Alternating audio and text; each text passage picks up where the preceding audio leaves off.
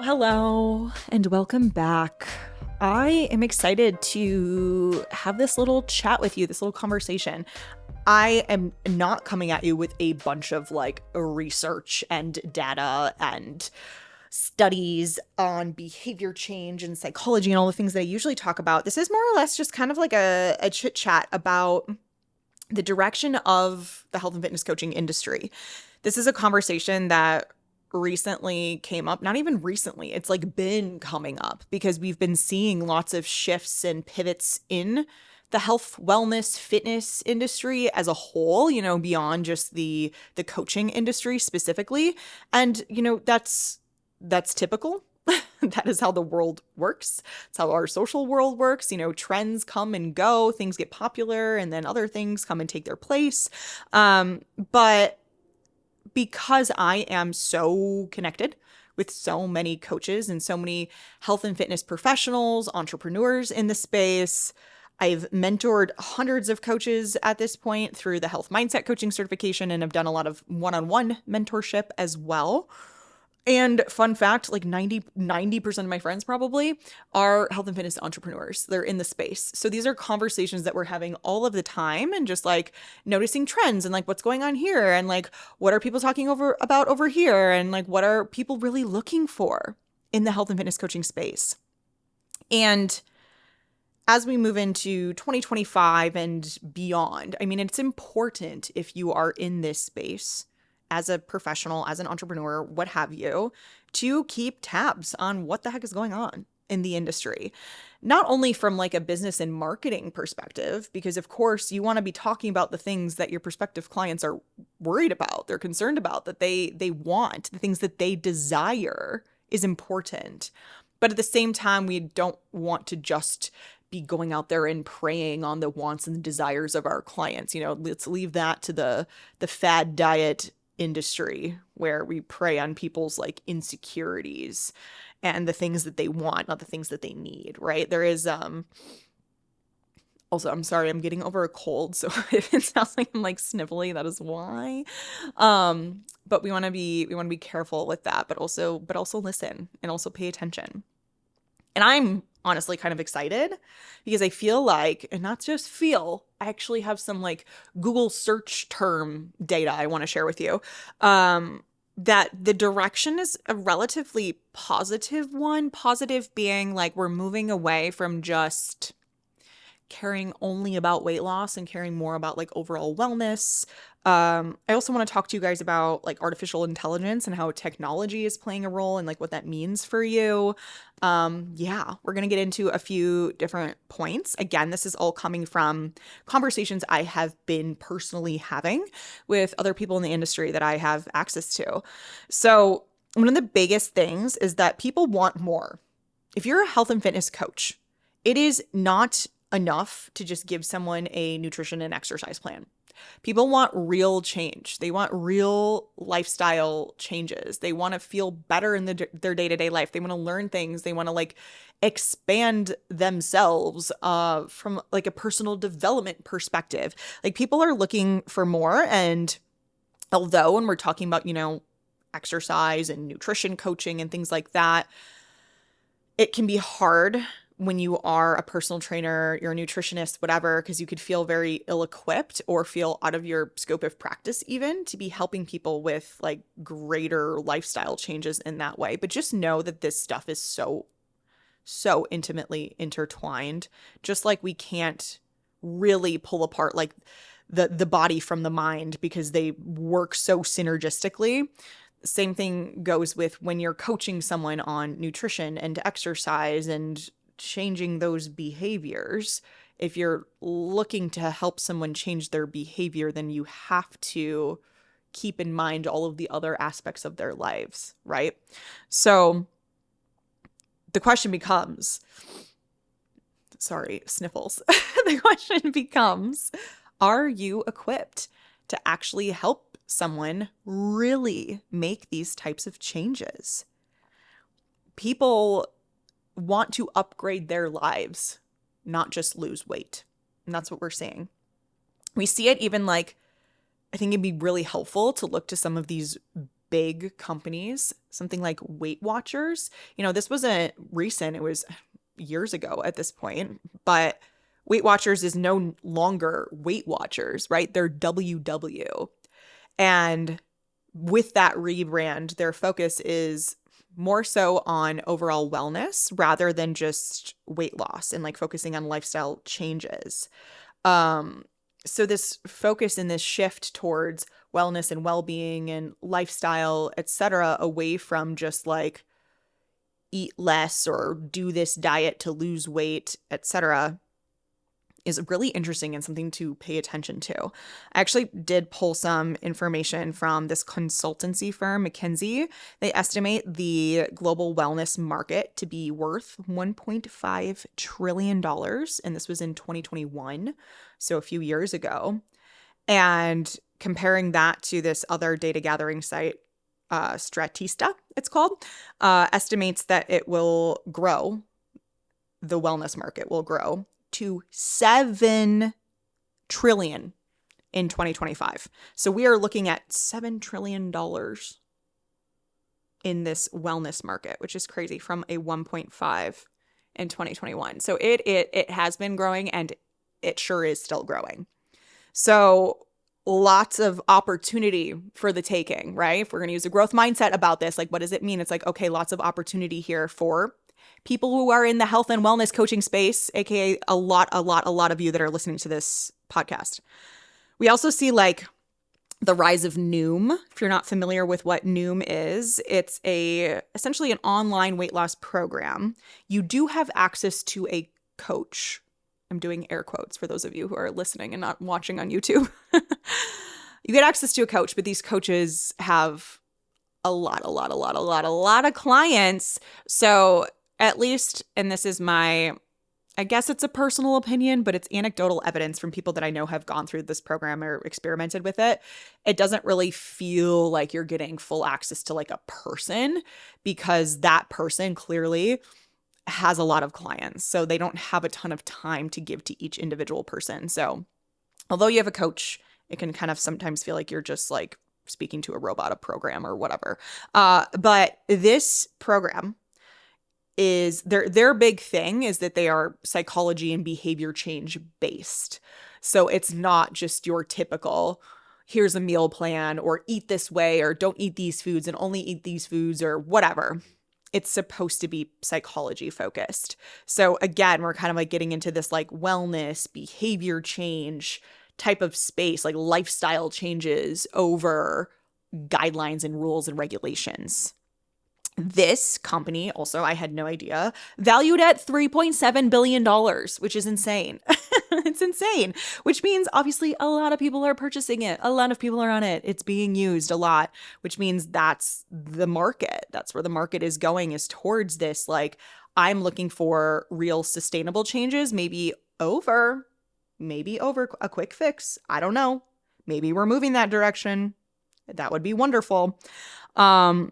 But that said, how do we as health and fitness coaches ride this wave of wellness and behavior change and lifestyle focus? And with that, understanding psychological barriers that get in the way of lifestyle changes. And listen, a lot of you are listening to this and going like, I know exactly how Kasey is setting this up, because Kasey works and lives and breathes in the world of health behavior change, right?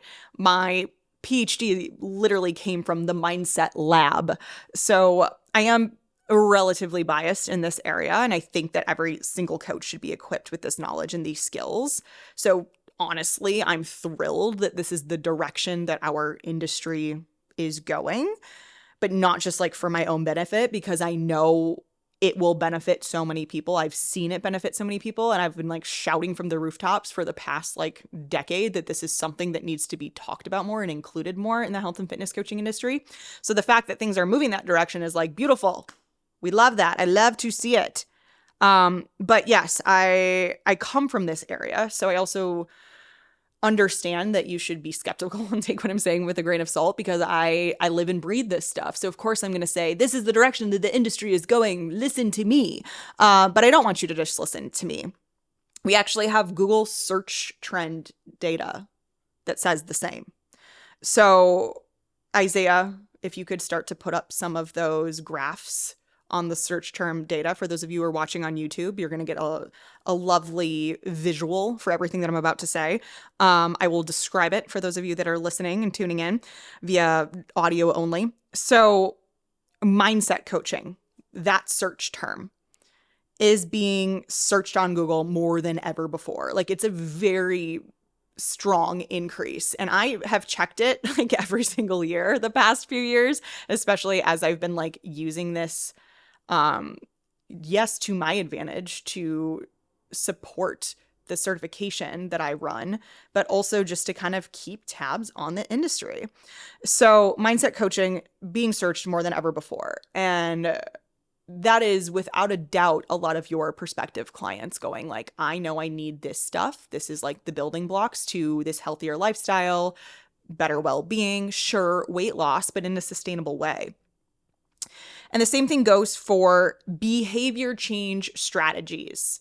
If you were to go to Google and type in behavior change strategies, you are one of many, many people that are also searching this, but it has skyrocketed in the last like 5 to 7 years. It's insane. And of course, it could be argued that it's not prospective clients searching behavior change strategies, but maybe it's other health and fitness coaches that are searching this.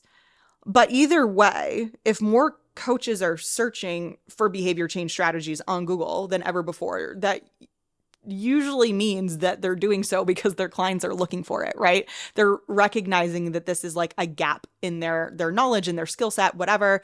And then they're going to Google to be like, yo, help me out. Like, how do I help this person on a behavior change perspective?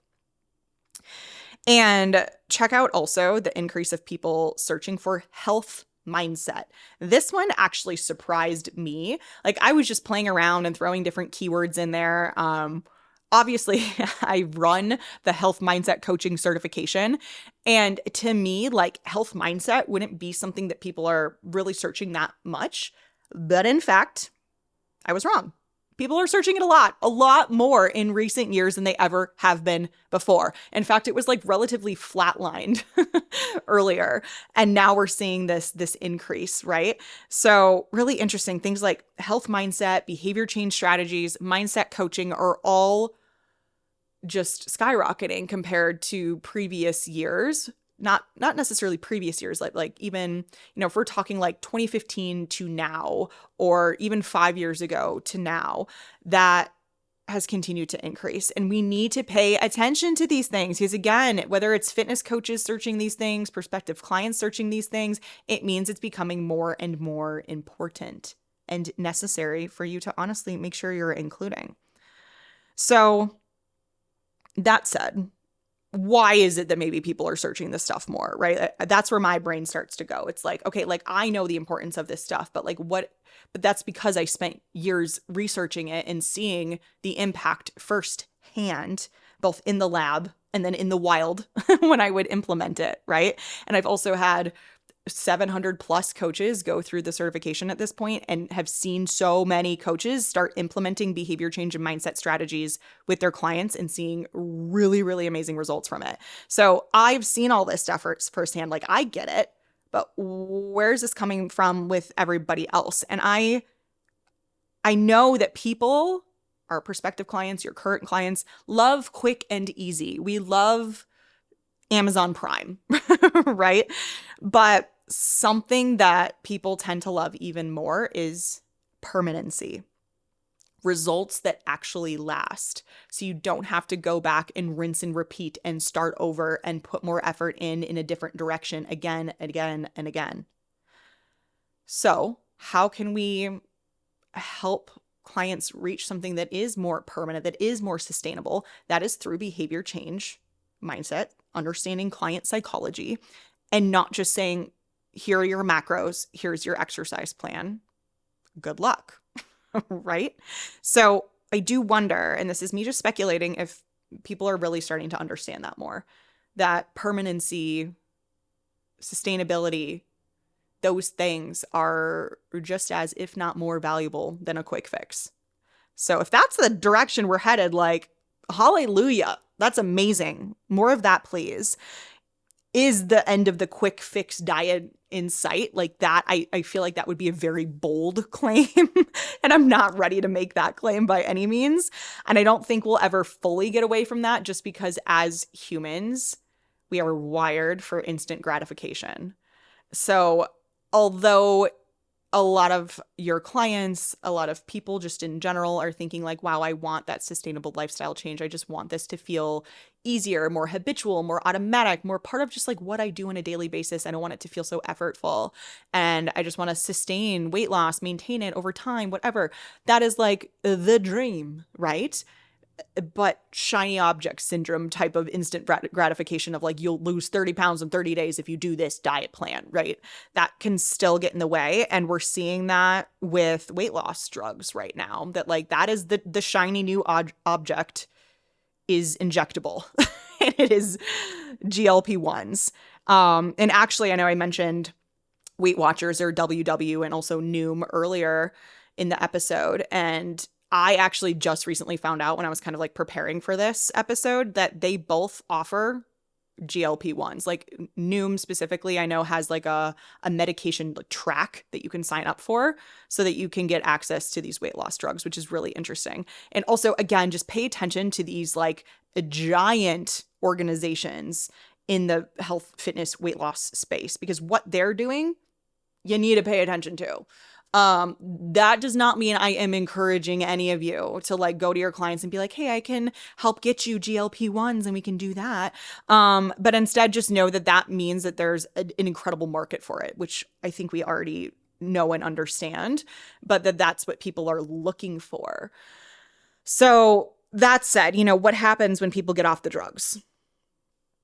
Just like any other diet, right? If they do not have any new skills, knowledge, understanding on how to eat well, take care of themselves, sustain, maintain, what's going to happen, right? So lifestyle support, real behavior change is going to come back to like claim that front running spot once again here. And it's just like so incredibly important. So that said, we can't talk about industry direction without talking about technology and specifically AI and how that's playing a role. And a lot of people are actually really scared of artificial intelligence and what that's going to mean. As a health and fitness coach, you may start to be concerned that ChatGPT is going to take over your coaching role and people won't have a need for a real human coach anymore. I personally very much don't agree with that narrative. I also just don't be scared, right? I think there's a huge advantage when it comes to the direction that technology has been going, is going, and how we can help more people globally, virtually is amazing. And AI I don't think is really, I may be need to bite my tongue now for who knows what's to come. But AI is not something to be afraid of. I think people are always going to want real connection, real support. Again, as humans, just like our basic nature is desire for social connection. We're looking for our tribes to help us survive and stay alive, right? Biologically, we're wired to want people to be around people, to have connection. And so often we've had clients in the past, and I'm sure you've seen this as well, clients who have tried the app-based stuff or have done something where it feels like you have access to someone, but it's not really a real connection.